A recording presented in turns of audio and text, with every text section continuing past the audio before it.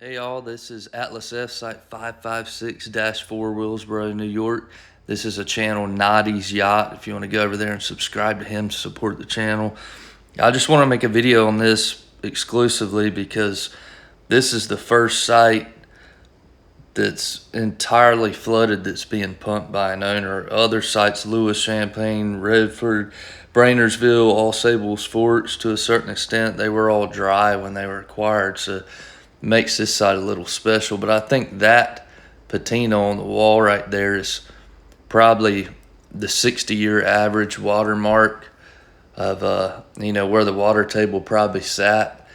In some of Baker's videos on Silo World, you can see most of these sites are flooded to the entrance, but you see a mint entrapment area. All the blast doors are on this side or on the hinge. They're not laid over. He's making extreme progress on the pumping.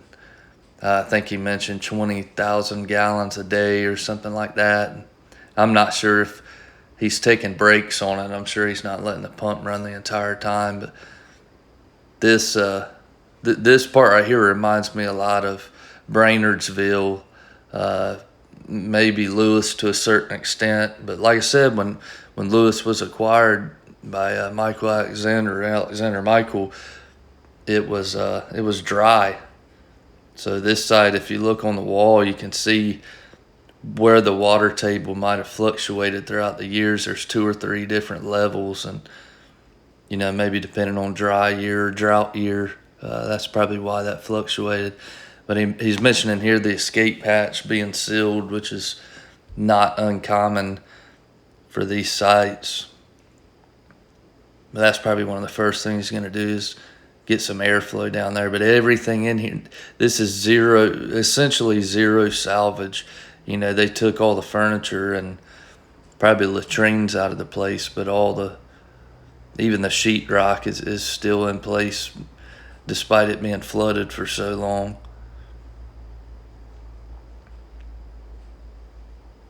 See the stalactites on the center support column, that's amazing. But even the signage on the center support column is still there. It's just, I think this site was almost baptized, sort of. I think the water kind of preserved, and maybe keeping it dry, everything will begin to rust. But I don't know. This site looks pretty decent shape to be underwater for 60, 65 years.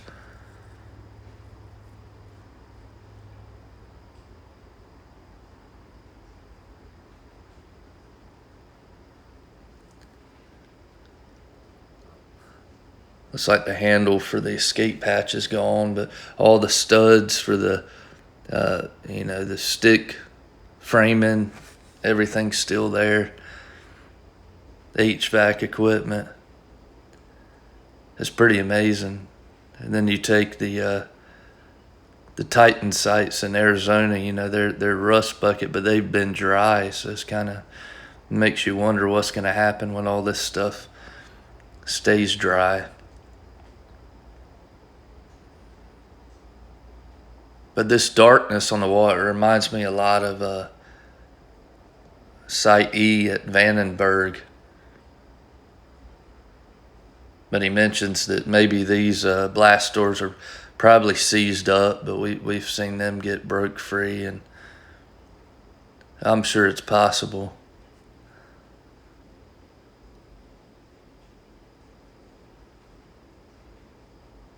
There's a sump area.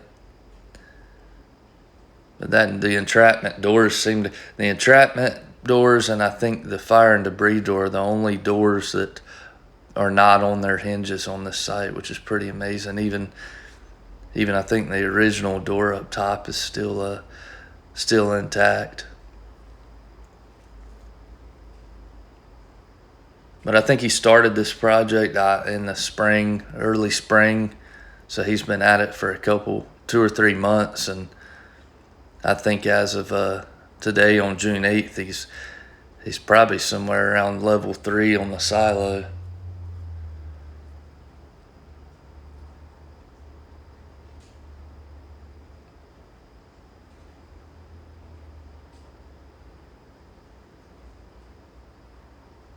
Yeah, if Brainardsville had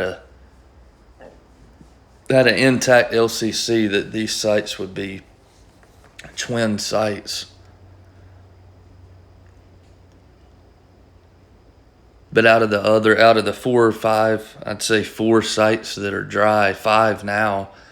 All the other 6 or 7 sites have been, underwater for 60 years. So it makes you wonder that this may set the bar for, if you ever wondered about what condition those sites were in that were submerged all these years, this is probably a good indicator of the tiles still intact on the floor. This site is probably a good indicator of what those sites, flooded sites, look like right now. All the stairs and rails are intact, and even the electrical conduit. And he mentioned running 120 to the site to get rid of all the extension cords and bulbs, but we'll see if he can make that happen. That would be awesome. These doors on the LCC lower level are from what I've seen, extremely rare. At one time, I didn't even think there were doors there. I thought sometimes there would be a big, thick, heavy carpet drape right there, but Faraday box. I can't recall how many Plattsburgh sites actually have Faraday boxes.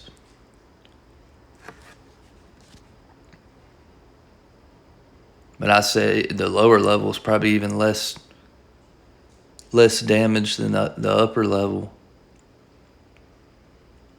Especially on this side, you don't get to see this right side of the control center very often. But he's mentioning the studs there, and that's just crazy. These wood studs have been underwater for 60 years, and they're still just as solid as anything. I'm sorry, those were the doors to the right side. And there's the office, the business side of the control center. That's where the launch console was. He mentions the key, the red box, and that office door. That's quite rare to see.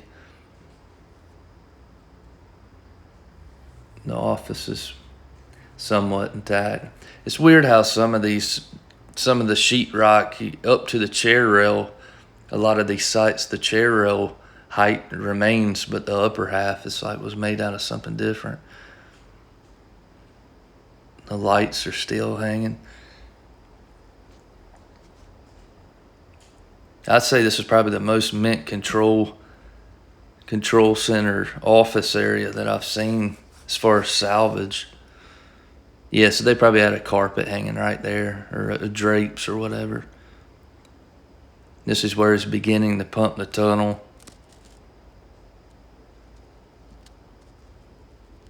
Yeah, and he's talking about here how the drainage subsided when he hit the tunnel, but you figure, 80 foot tunnel with horizontally, it's gonna take a little bit longer to drain versus a stairwell or whatever. Old no smoking, probably a no loan zone sign up there. That's so cool, man. All the cable trays, a lot of those aren't in the sites anymore.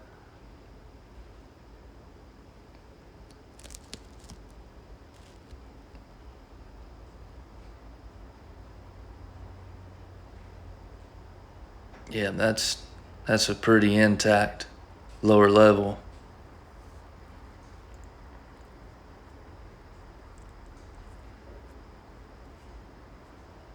He's looking at where the fire and debris door was. Lots of conduit, and the cableway on the left is still intact.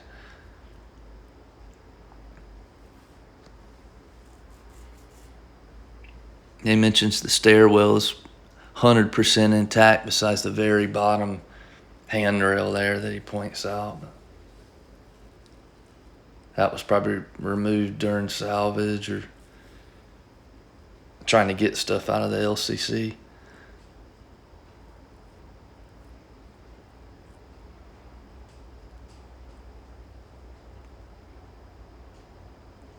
Yeah, it's crazy how the water changes the concrete color so much, and especially this side, there's probably 6 different shades of patina on the concrete. Yeah, there's a lot left in the utility tunnel.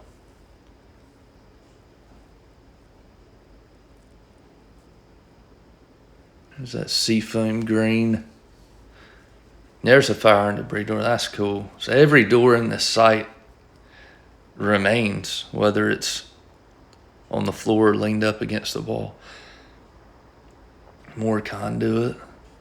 I'd be interested to know if anybody ever tried to pump this site before. Now, he mentions how this is flooded again, and this looks like some sort of borehole for water testing. I know a lot of these sites back in the 70s and 80s, you know, people were raising a stink about water contamination, so that's probably it's probably another source of water intrusion for sure.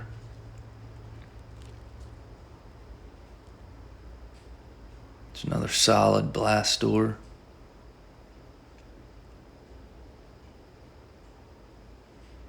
And he mentions on this one there's a piece of wood that's got this door wedged open, and presumably this is probably free. You know, it's not seized up like the rest of them.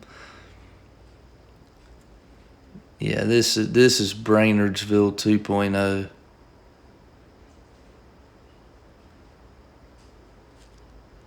That's crazy, man. And he's got it lit up so quick. I mean, he's making amazing progress for doing this all on his own.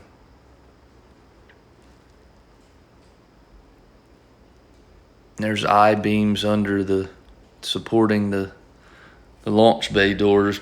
And I've seen these at maybe Swanton has them. There's several, especially the ones, obviously the flooded ones with the doors closed, you can't tell, but I'm not sure why they did that. Obviously, there's never been an issue of the doors falling in. But yeah, missile enclosure area, that's crazy. And that's probably he's probably got it down to about level 3 right there. But notice, I mean, missile enclosure area intact. The cribbing looks like 80 to 90% intact. No sagging in it. You know, it's presumably still hung. Yeah. Here's some of the hangers. Yeah, there's so much in there. There's a spiral staircase. So much in this, in the cribbing area. It's crazy. And it looks like maybe the top level was salvaged, but other than that, this is extremely impressive. I mean, the Plattsburgh sites, if all the flooded sites are in this state, I mean, you might have some of the most intact silos are in New York State. It's really similar to Bruce's site in Oppland as far as what's remaining in the actual silo.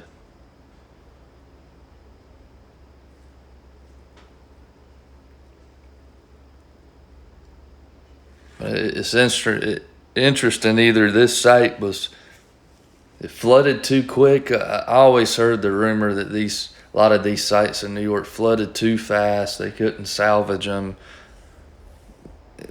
But then again, I mean, what's the water intrusion when he shuts the pumps off? That would kind of tell you how fast they were inundated. It was either that or maybe these were some of the first sites salvaged and a lot was overlooked or deemed, you know, waste. It's another cableway. Yeah, so much. He mentions, you know, not touching the silo, which would be absolutely amazing if he could get this bone dry. You know, this is more full than Lewis.